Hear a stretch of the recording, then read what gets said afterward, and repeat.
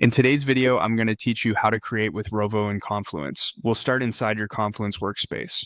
Open it in your browser and sign in so you're ready to create.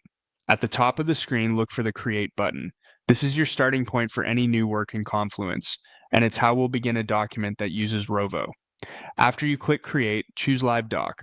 Live Docs are flexible, collaborative documents that support rich content and, importantly, let you bring Rovo into your writing flow.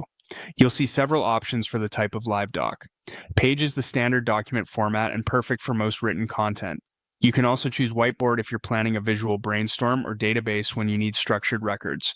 For this walkthrough, select page so we can focus on generating content with Rovo in a familiar editor.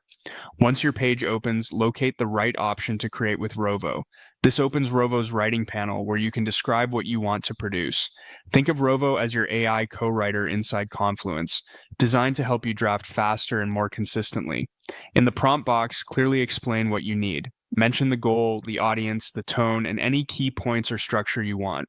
The more specific you are, the better the first draft will be.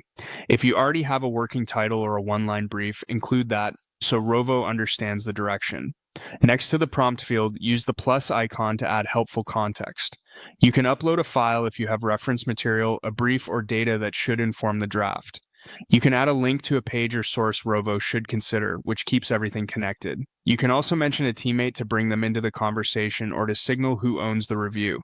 Make sure any files or links you provide are accessible to your team to avoid permission issues.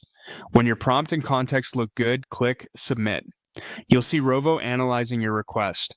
Give it a moment to process. Keeping the page open ensures it can complete without interruption.